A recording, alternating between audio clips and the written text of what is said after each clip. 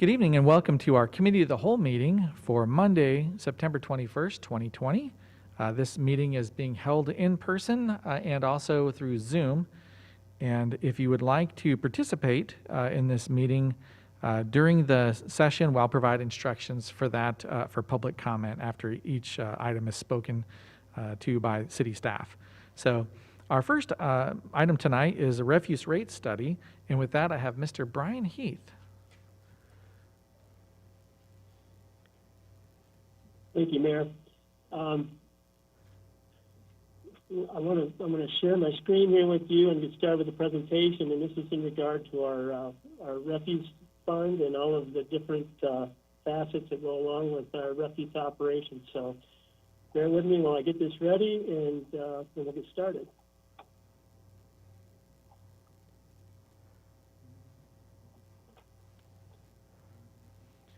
Okay, so the purpose tonight is what we want to do is present to the Committee of the Whole our refuse services, a review of the services, the current status and the rates, and a little background for newer council members is our refuse fund is an enterprise fund that's got many different facets, like I mentioned.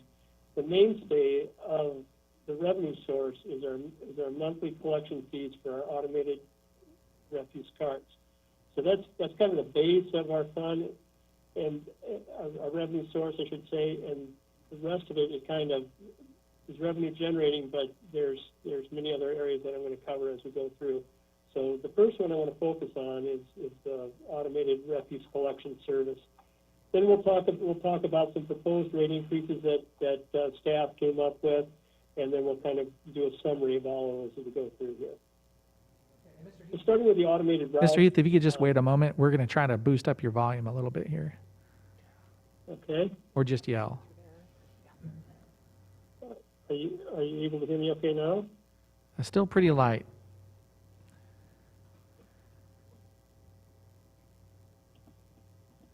Is that better? Not yet. I'm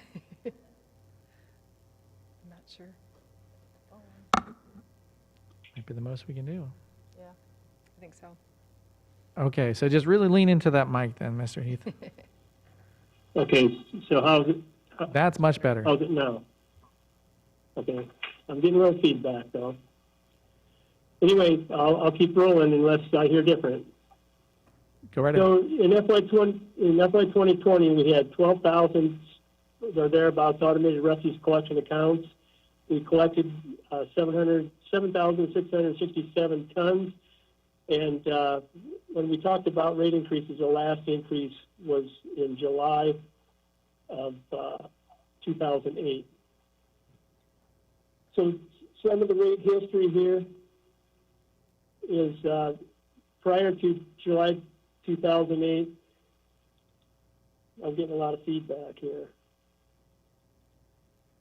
Our 32-gallon rate was $8.50. 60-gallon rate was $14, and our 95-gallon rate was $20.50.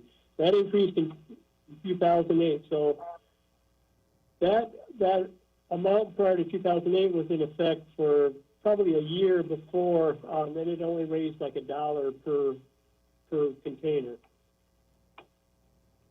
So in 2008, we went to $9. $17 and $26.50 respectively. Our proposed increase for the 2 years beginning January 2021, we're looking at a 2-year increase of 2.5% per year.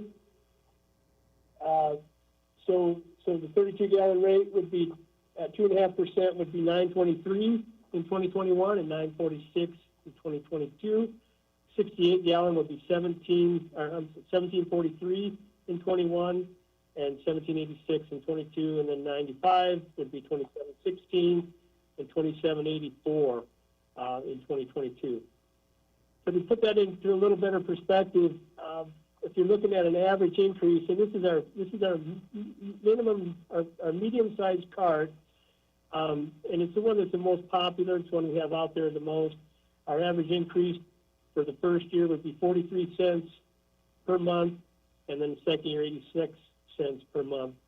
So the annual cost, $5.16 for that medium cart, and $10.32 in 2022. A little bit about our one-sided routes. We implemented those in 2015. We currently have 82 streets in the program. This was done to enhance collection efficiency, as well as to reduce the impact on the environment, less travel on the streets, less fuel consumption, things like that. With the growth of approximately 100 new homes per year, I think we're going to be able in the next 5 years to sustain 3 daily truck routes. With our Friday collection being the biggest area of growth, the development out here, I think we're going to be okay for the next 5 years or so to sustain 3 daily truck routes.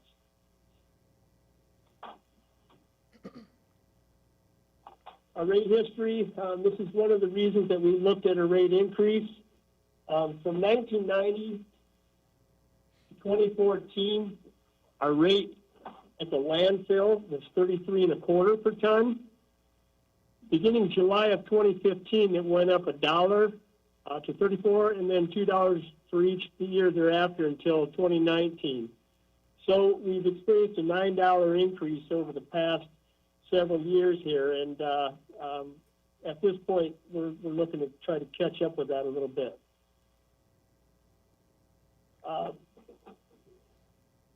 Our transfer station, drop-off and solid waste is one of the areas that we're really focusing on for that.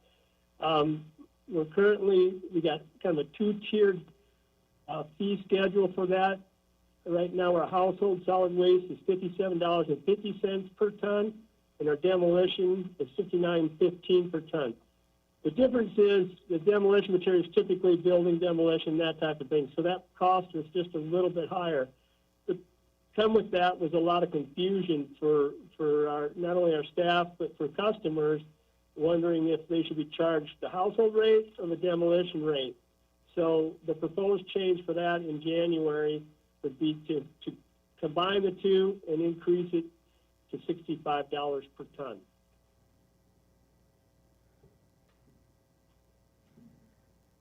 We have a minimum fee at the transfer station currently of $7. However, that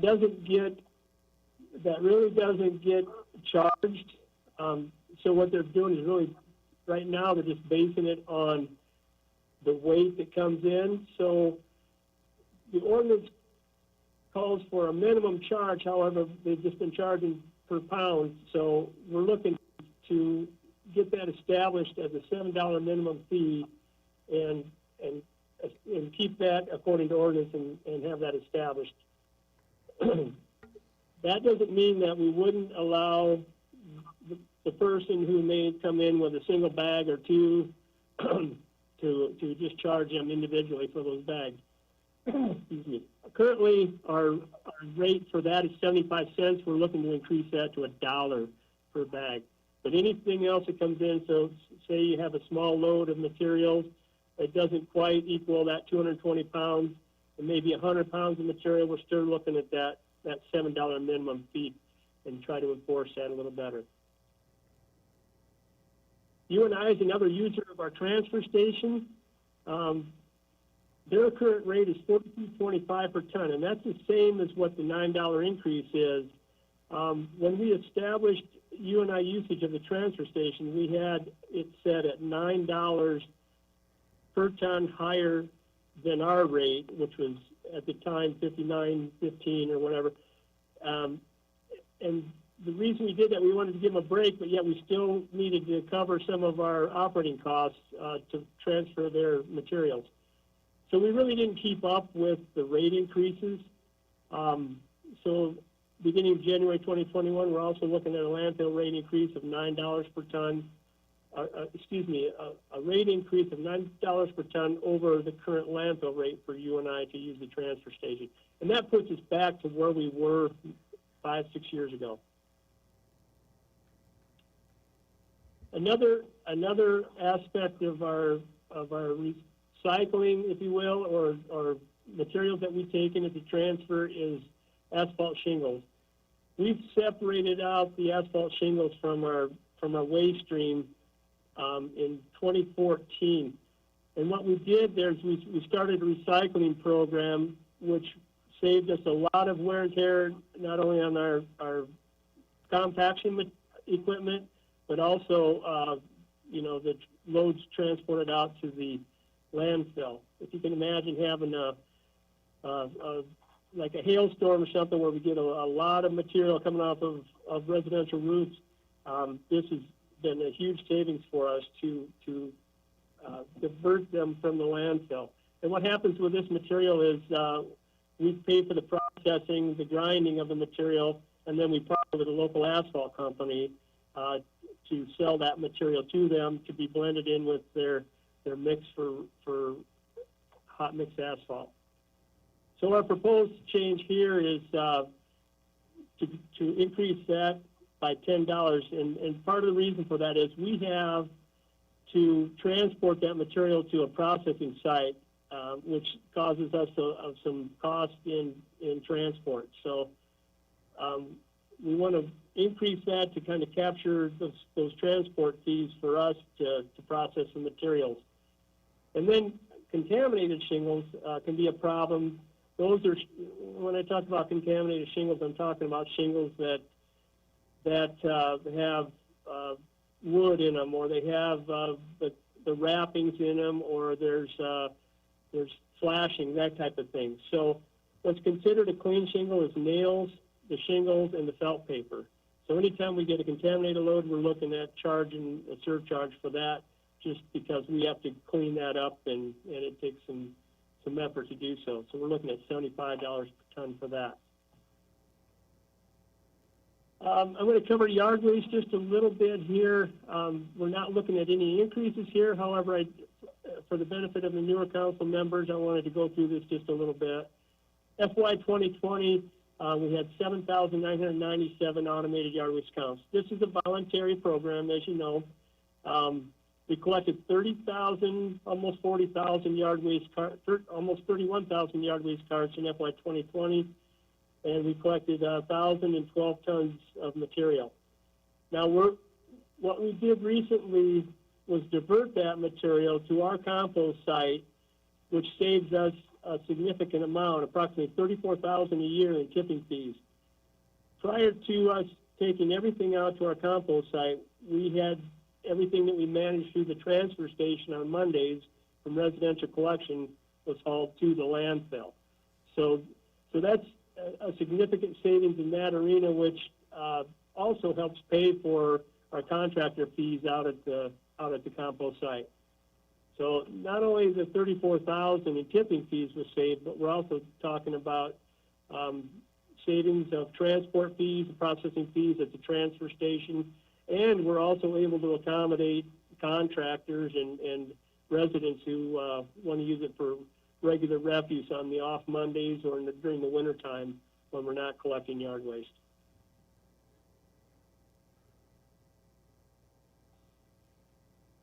As you know, automated collections each Monday, April, October, November. It's a reduced rate. Beginning October here coming up, we'll be at $5 per dump for the yard waste cart versus $10, which is a normal fee. We also offer a leaf vacuum service. It's done by appointment through October, November, and as the weather permits beyond. That's $50 per fee per visit to a property. And we're excited this year. We've got a new one-man machine to vac leaves, and we're hoping that's going to save us some man-hour costs. Our compost site, as you know, is managed by a private contractor. When they come out and process the material, that's all the work is done for us. In the past, when we were a seasonal compost facility, we had our own equipment out there. We had a screen, we had a windrow turner, and we took several staff members in the fall to get that deck ready for the fall leaf collection. So we're not having to do that anymore. It's all left to the the contractor, and he's doing all this work for us. Saved us from having to purchase additional expensive equipment. And again, just so folks know, we're open out there daily now from April through December, and that's weather permitting. As mild as it was last year, I think we were only closed for a few days here and there when the snow was too deep to get through. A rate history for the transfer station drop-off of yard waste. Anytime there's a miscellaneous container that comes through, if somebody has just a bag or a can to dump, it's a 75-cent charge that's in the ordinance. Anything less than 400 pounds is $550 per drop-off, $5.50 per drop-off, and then in 2008 that increased to $7 per drop-off. So our tonnage rate is $29.50 per ton for yard waste, and we're not looking to change that at all. The compost site is free and will remain free.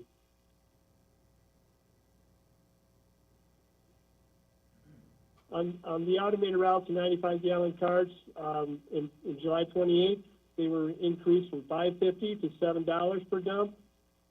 And then again in 2013, they were raised to $10 per dump. And again, I mentioned the half-price time period in April, October, November. And again, no changes proposed for there. This is more just for information. Our recycling,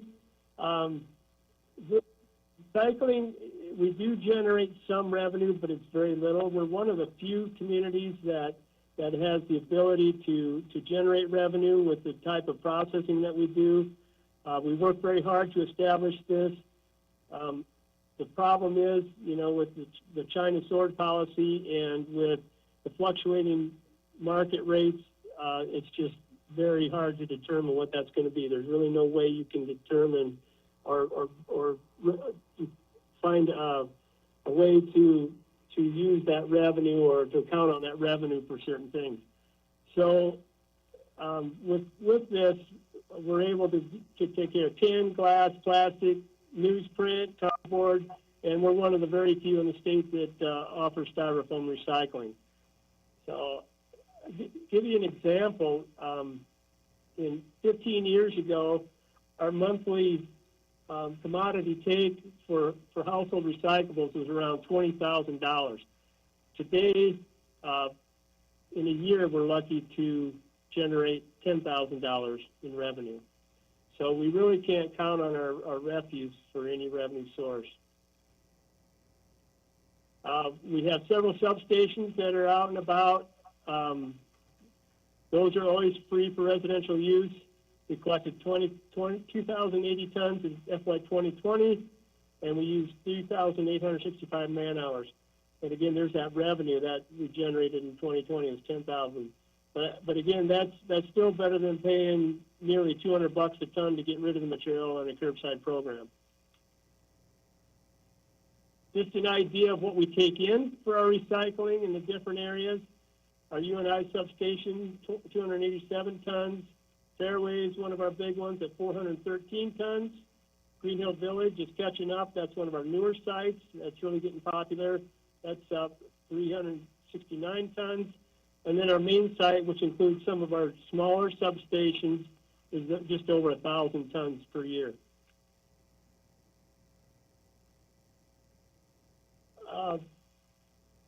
Right now, we have no charge for bulk recycling commercial drop-off. And what we have here is there's a couple companies and then also the city of Waverly that brings material to us in bulk. We currently have not been charging them. Waverly brings us styrofoam specifically, and that's quite a bit of man-hours. There's a lot of work involved in densifying that material. So we're looking at a proposed fee of $50 per load for contractors bringing bulk commercial recyclables to the city.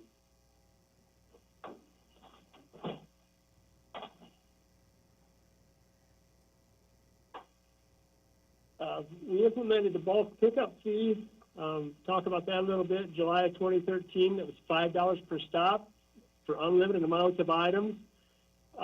Appliances, television monitors, CRTs, tires and things like that, things that cannot go in the landfill, we're charged an additional fee, but we did establish that $5 service fee in 2013. If material like that was brought to the transfer station, there was no charge except for those items such as appliances, CRT monitors, tires, rims, computers, things like that. So what we're trying to do here is we're trying to make this a little more equitable for all. We're proposing a fee of $10 for up to 10 items. Now, the additional fee will still apply for the appliances, monitors, tires, rims, things like that. And then also we're looking at the charge at the transfer station for bulk items to use our solid waste fee schedule.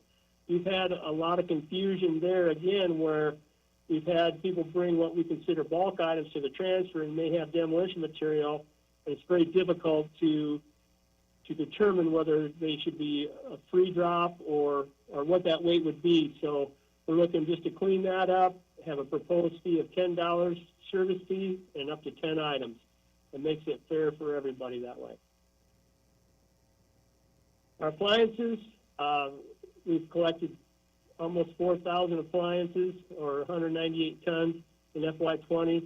We take all different types of appliances for $5 each.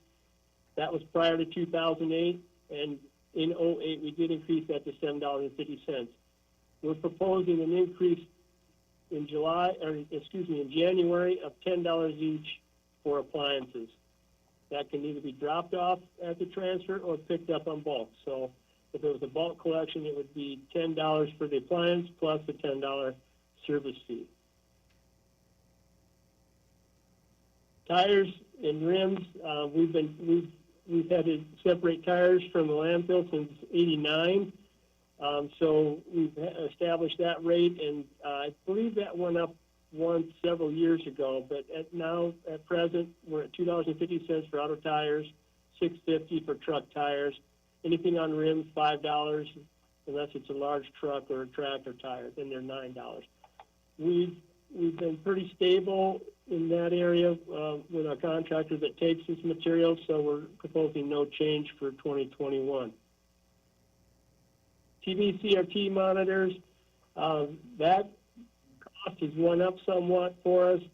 That goes to Midwest Electronics down in Wilton, Iowa.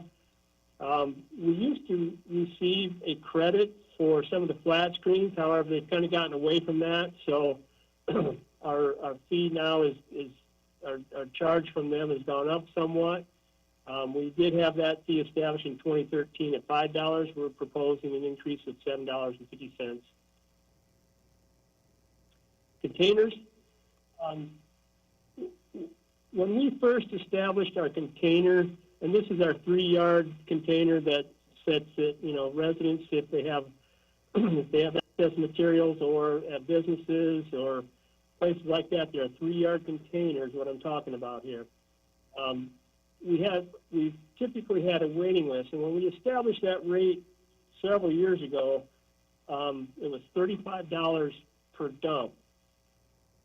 Since we really didn't keep up with that, we've kind of become the more competitive go-to container supplier. So we really don't want to be in that market. We don't want to really compete with the private sector on that. So we even considered possibly doing away with that service and let the private companies take back over. Again, when we established that rate initially, we were much higher than the competitors. So we're thinking now that since we have it's so popular and we're really not able to keep up, we don't want to be in that service, so we want to increase that. Excuse me. We're looking at 3-yard containers for commercial and apartment complexes to increase $18 a year for a 5-year period. So from $35 each at this point, we're looking at calendar year 21 to go up to $53, and then on up to $125 by calendar year 25. Cardboard containers, we have several of these out there as well. Most of those that we service are dumped twice a week. Some of them twice a month, some of them once a month. But at any rate, we're charging $10 per month regardless of that. So we're looking to propose that increase to $10 per pickup. So each time it's emptied, it would be $10 for the customer. So to summarize some of this, I know I went through it kind of quickly, but for residential carts, that's our automated daily collection, Tuesday through Friday, we're looking at 2.5% increase for 2 years. We're looking to phase in containers for 5 years, as I just mentioned. We're looking at the tipping fee increase at the transfer station to $65 per ton, and no differentiation between commercial and or demolition. Keep UNI or increase UNI to be consistent with our landfill rates at $9 per ton above the landfill rate. And then the $50 tip fee for bulk commercial recycling. Increasing the cardboard container service from $10 per month to $10 per dump, and increasing the shingle recycling fee to $40 per ton, and the contaminated rate to $75 per ton.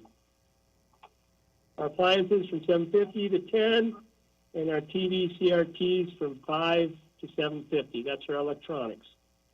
Okay. So a bit of history here. Typically, the fund has been self-supporting. We need to maintain a $500,000 balance in our refuse fund. Our residential fees are our primary source to support other refuse-related services, especially recycling. It also covers some of our yard waste collection costs, leaf collection costs, bulk collection, some street cleaning, and flood cleanup also come out of that refuse fund.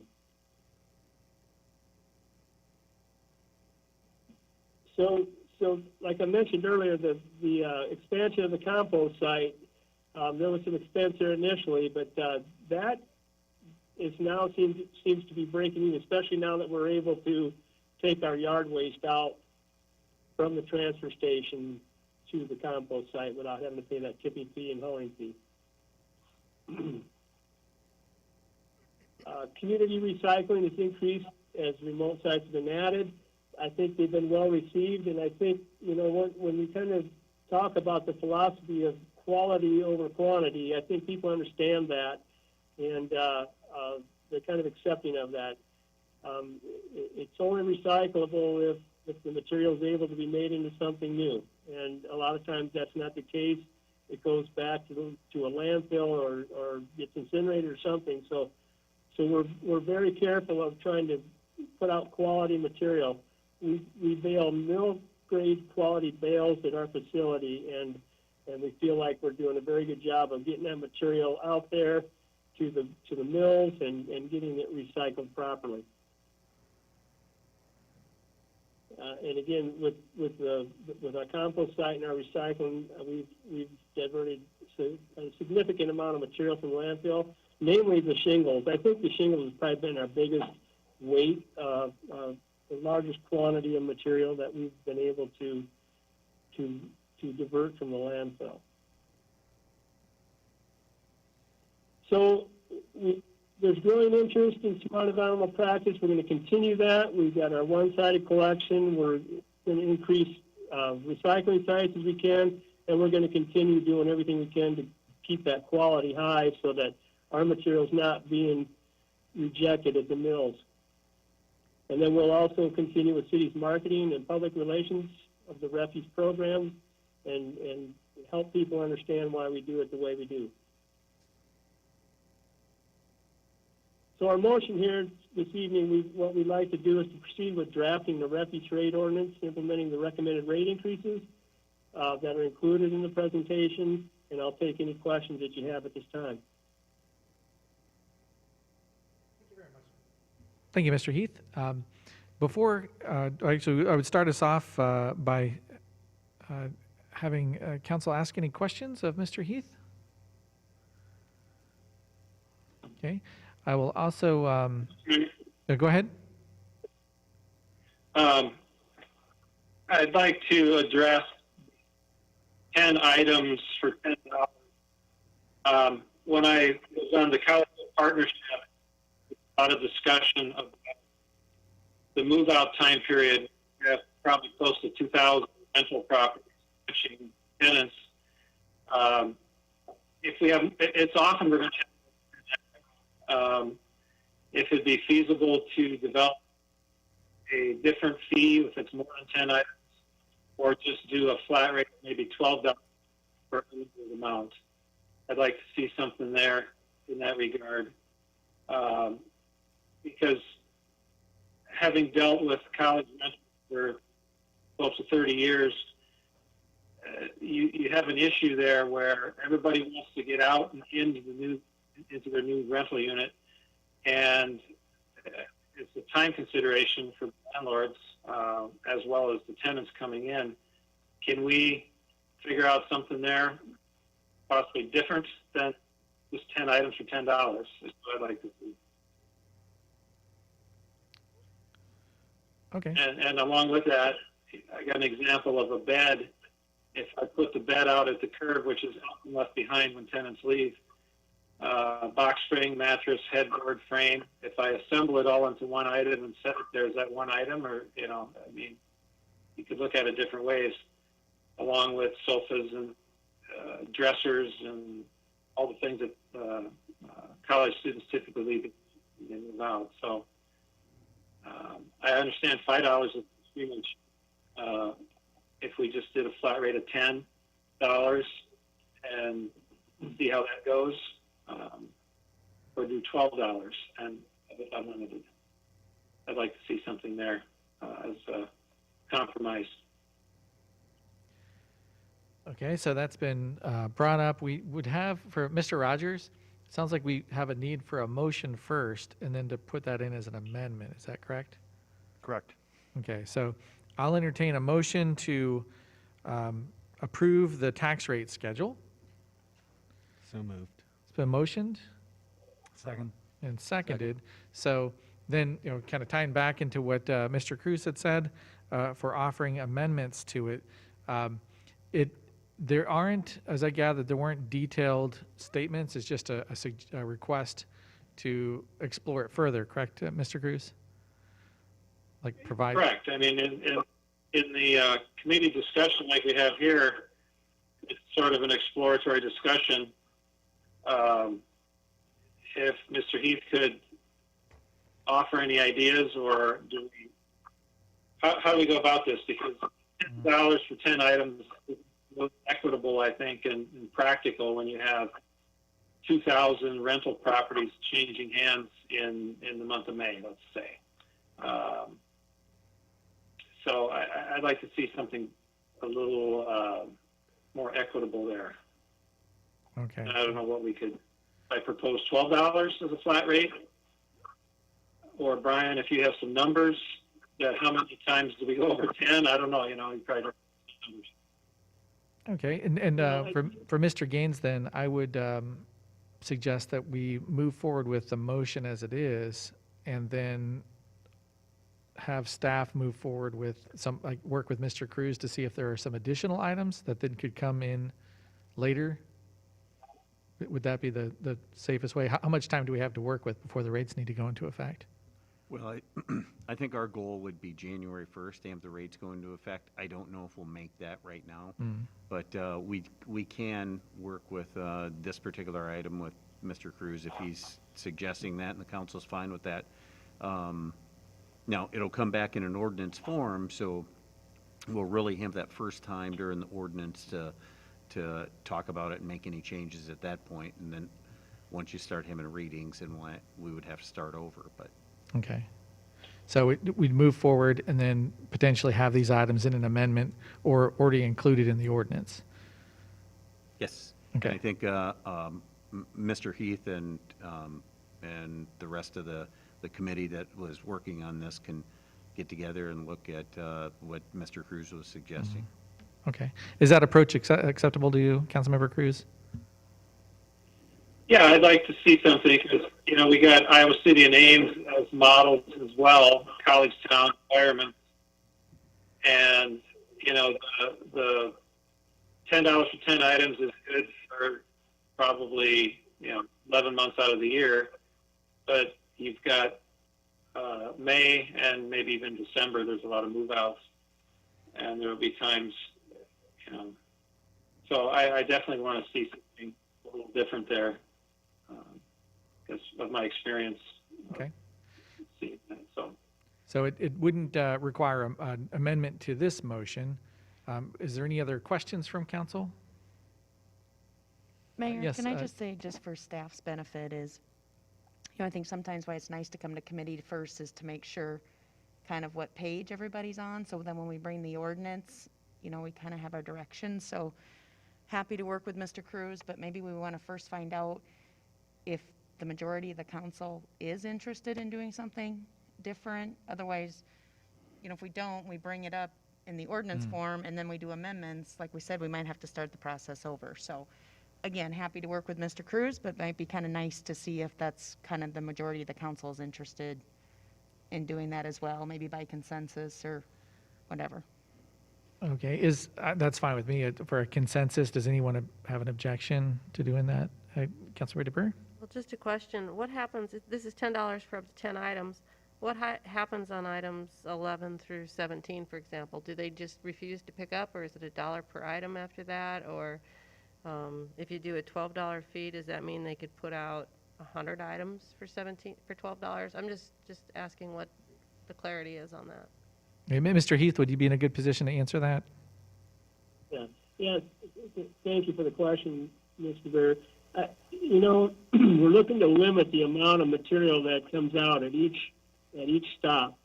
So, for example, sometimes in the spring when we have move out, there's maybe 30, 40 items that could possibly fill up a garbage truck or a ton truck. You know, we try to separate out the things that cannot go in the landfill.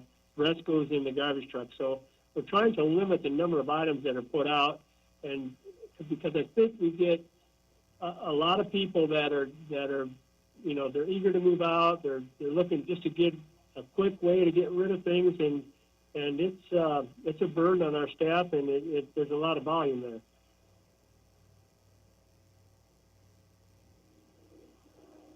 Okay, does that help answer the question?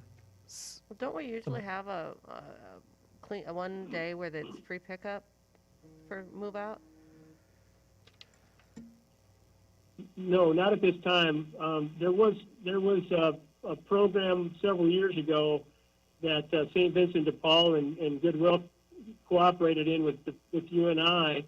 However, they discontinued that.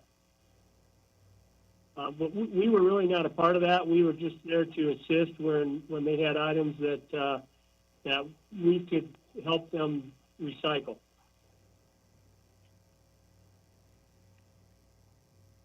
Okay. With that, I'll also open it up if anybody from the public would want to speak on this item. Do we have anything, Julie? It's be *9 on your phone or the raise hand icon. And seeing none, then Mayor?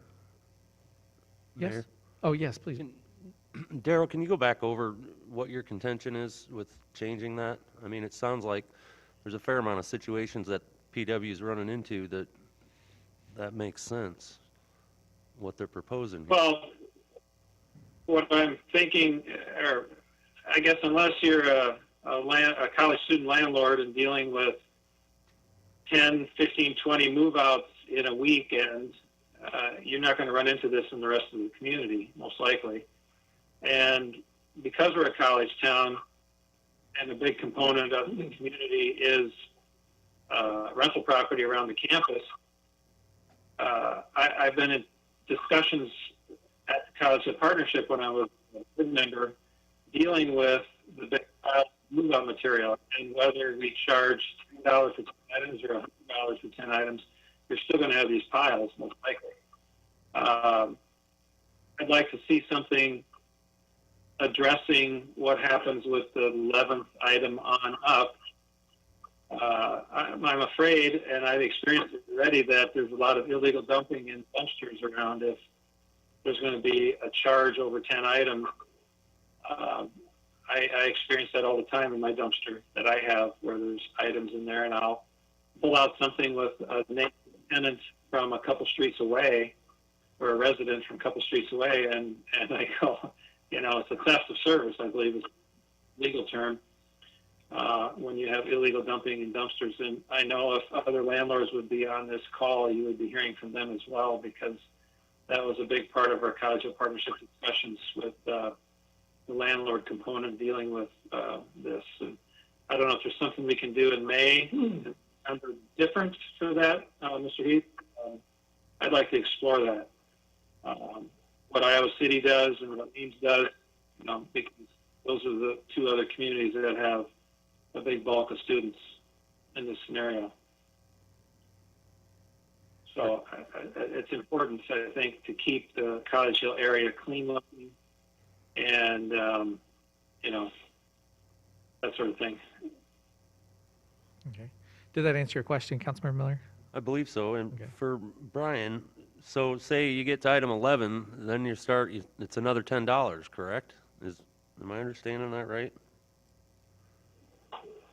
Well, yes and no. I guess, like Mr. Cruz pointed out, you got a mattress and a box spring and a bed frame, we would probably consider that one item. So, it's one bed. We really wouldn't be looking at starting that charge over until they would just have to limit themselves to 10 items, and then we would, if they needed another service call, they could do it the next week. That's kind of what we were thinking of there. But, when you get into several items that may belong to one situation like the bed, then we would consider that one item.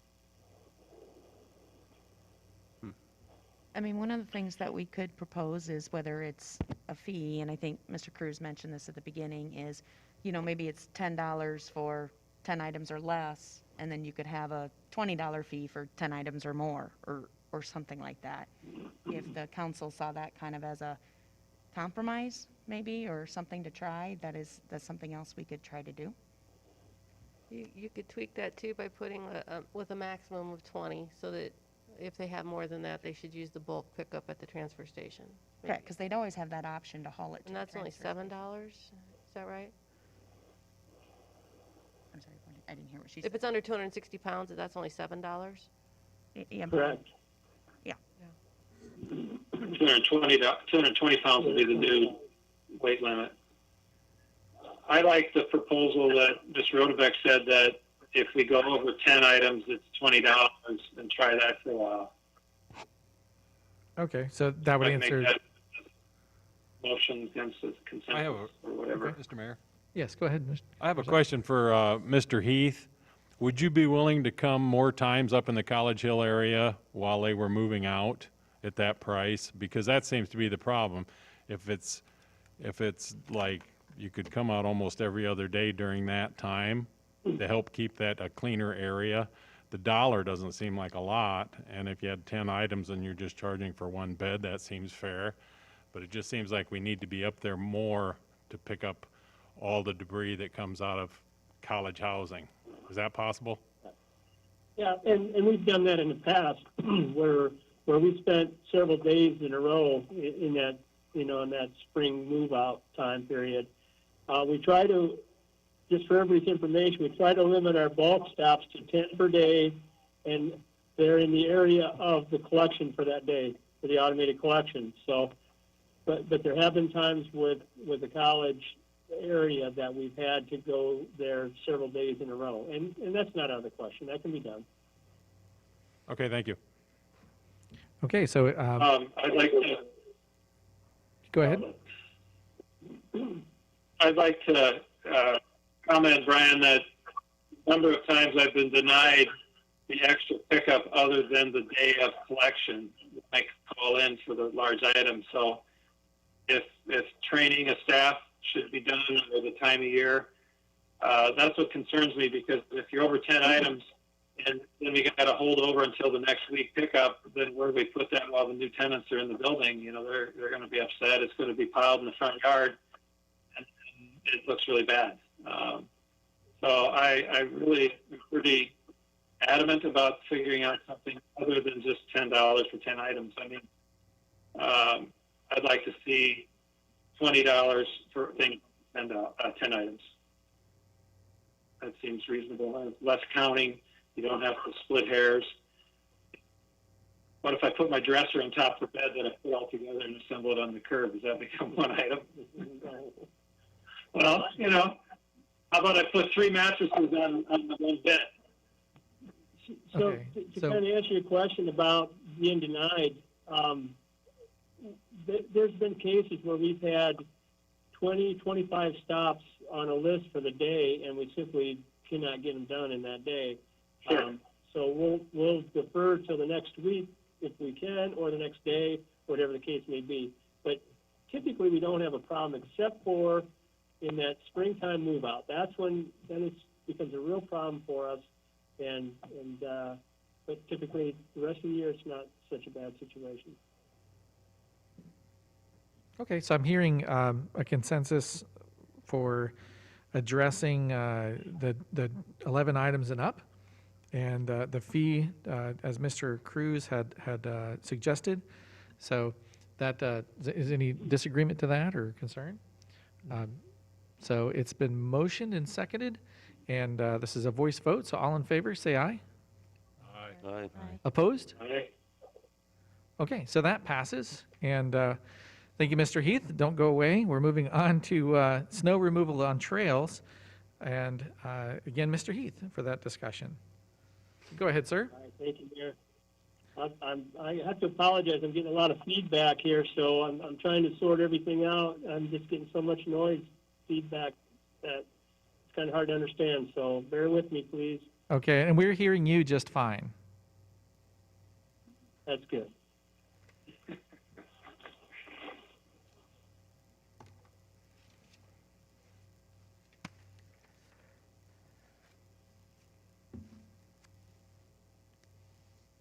Okay.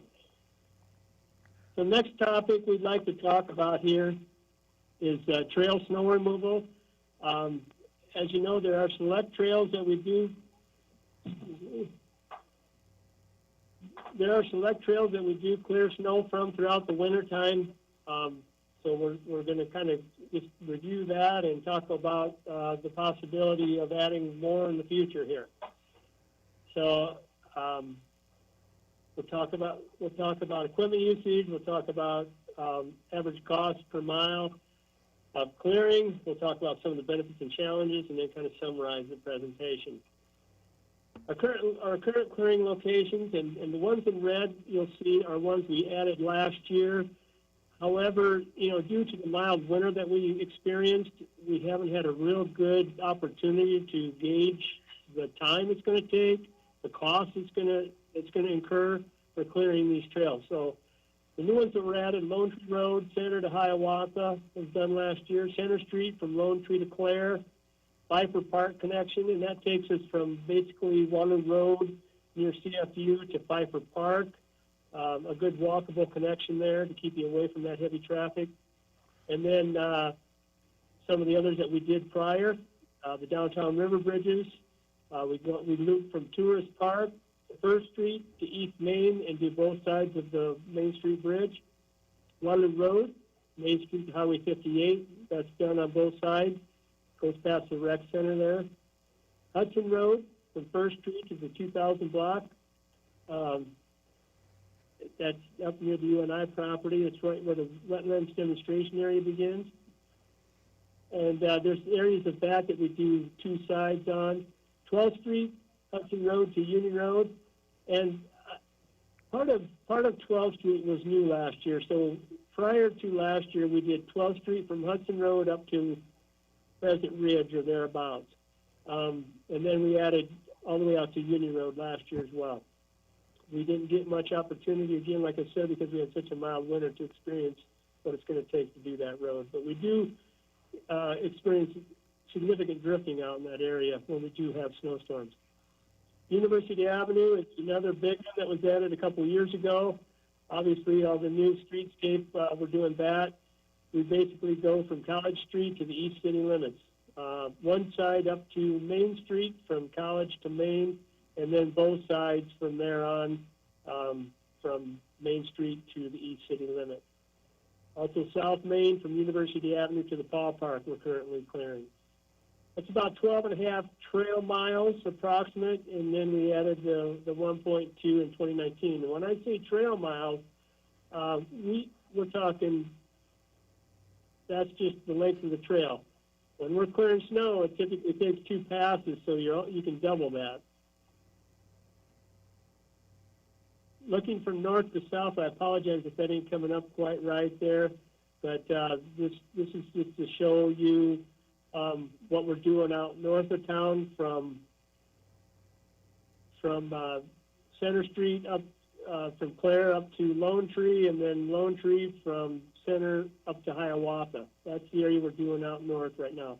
That was added as that trail was completed last year. And then you can see the loop there at the Tourist Park loop. That goes from Tourist Park across the Center Street Bridge, goes in front of the Little Red Schoolhouse and the Ice House, and then across the East Main Bridge. And that's done both sides. And then there's Hudson Road. That shows you Hudson Road as far as we do, and then 12th Street, and then our Pfeiffer Park connection there, and then University Avenue and South Main. With the high school coming on in a couple of years, and with the new trail being developed next year on Union Road, we're looking to expand this a little bit. And again, the areas that we're doing here are more high pedestrian areas around schools, around the downtown area, a place like that. So we're proposing a couple new areas here because we feel like we're going to see increased traffic pedestrian-wise when the new high school goes in. So we're looking at Union Road, the new segment that'll be built next year from 12th to 27th, and then 27th Street from Hudson Road to Union Road. That'll be done in 3 phases. As that's built out, the trails will come in, and we're looking at 2 additional trail miles there. Union Road, I would anticipate, not this winter obviously, but next, clearing that stretch. And then, again, the 27th Street, where UNI drops off there.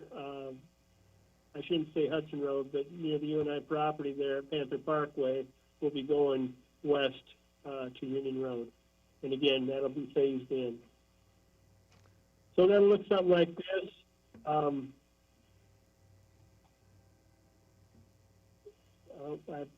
This is showing more of the south. I'm not catching that on this map. But, yeah, I guess there's 27th Street. So it's showing here 27th Street from the edge of UNI property out to Union Road, and then Union Road from 12th to 27th. So that's another 2 miles. And again, we're talking some drifting areas out there. It's more open, so it'll be interesting to see how that works. Some of the equipment that we use that's required, a lot of this is light utility equipment. We use a broom attachment with light snow conditions. If it gets a little heavier, we'll put a blower on a skid motor. We also have a Bobcat toolkit that's got a plow on it, or it can be outfitted with a blower, and then a puller track. That's a converted mower, basically, that's got tracks on it and has a small blower. Those are pretty lightweight units that we use more in town. Then the occasional use when we get some drifting issues or some heavier snowfalls, we would use a pickup with a V-plow on these trails. I said earlier, our clearing is 12.5 miles, mainly in front of city-owned property near schools and University Avenue. Takes us typically 36 man-hours for a 3-inch snow. That's 8 to 9 hours average. That doesn't mean it's going to be done all in one day. It just depends on when the snow falls and the time of occurrence of the snowstorm. The duration of the snowstorm is another thing that you got to factor into that. And when we schedule this, it's not necessarily a priority. Our priority is city streets first. We use the staff that clears sidewalks and trails on some of our priority streets before the rest of the crew goes into residential streets. At that time, they'll break off and then they'll go clearing sidewalks, parking lots, around public buildings and the schools. And then they'll move on to the remaining trails in the other higher pedestrian areas. So it's all going to be dependent on weather conditions and the accumulation amounts, but keep in mind that we're not just clearing these that I show you. There's a lot of other areas that this same staff takes care of, the library, City Hall, the rec center. They do a lot of other work before they even get to the point where they can start clearing trails and sidewalks around public buildings and out the outlying areas on the trails. So again, it all depends on the conditions, the amount of accumulation, and staff availability. We're hoping that we don't have a problem this winter with COVID. We've been good so far, but you never know. That could be a factor this winter as well. Some of the benefits to clearing trails, it allows additional options for what are typically warm weather uses, running, walking, biking, provides that in the winter months. Some of the things that really concern me, some of the challenges, it's not so much of a concern, but the impact those who wish to use the trails for alternative winter recreation, whether they're using snowshoes or cross-country skis or now the fat bikes. And I think more of my concern is that thaw-freeze cycle that occurs when you have a warm, sunny day, or the sun's melting during the day and then it freezes again at night. It's difficult for us to identify those early on, and that can create liability issues due to keeping that ice cleared off of there. Snow storage can also be a problem. As I mentioned, there's some areas that we experience some pretty good drifting on, or if we have back-to-back events where we have to plow it and then we end up with a windrow that needs to be winged back or use of a snow blower to clear it off. That may take us additional equipment to clear, additional time, etc. And the other thing, snow removal equipment can cause degradation of trails. Just like it does on the street, you got a blade scraping concrete or asphalt. You hit a crack, you may peel up asphalt, you may chip concrete. So there's always that to consider too when we're looking at some of our challenges. So moving forward, pretty simple here. We want to continue with our existing policy, clearing what we've got currently on the list. Like I said last year, really to give us a good indicator of what it's going to take time-wise or staff-wise or funding-wise to cover, because we had such a mild winter. If we get a winter like 15 or 16, we could see a significant increase in time it takes to do this. And then moving forward, also, we want to add them proposed trails. I think that with the high school moving in out there on 27th, there's going to be a need to have additional clearing take place in them areas. So with that, I'll take questions and comments. All right, thank you, Mr. Heath. Any questions from council on this item? Mr. Mayor, Yes, go ahead. on 27th Street, are we going to develop more of a separate trail from the road as it exists now? I think it's just a wide paved shoulder. You could hear that, Mr. Heath? Yeah, we heard you fine. So you asked about what's going to be on the shoulder, whether it's going to be a side trail, correct? I can probably best address that, Mr. Mayor. West 27th Street is planned to have a off-street accommodation, a dedicated pedestrian trail on the north side of West 27th Street on the frontage of the school property. Okay, thank you. Okay, as opposed to right now, we basically have a wide shoulder, specific part of the bike trail, I thought, not necessarily cleared in the wintertime.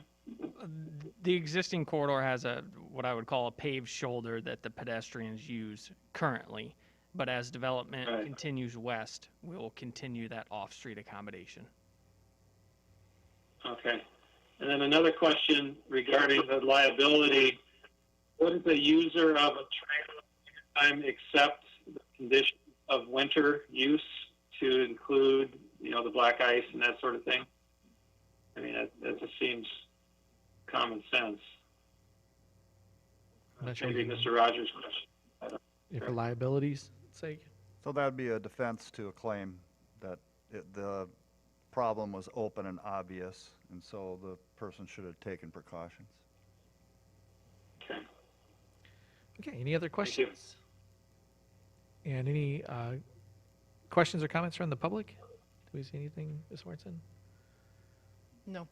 Okay, so with that, this didn't require a motion, it was just informational tonight. So if there's no additional questions, then we can adjourn our meeting and pick up again. And I know they need 5 minutes in the booth, so I've got 7 o'clock now. We'll meet again at 7:05 and begin then. Thank you very much.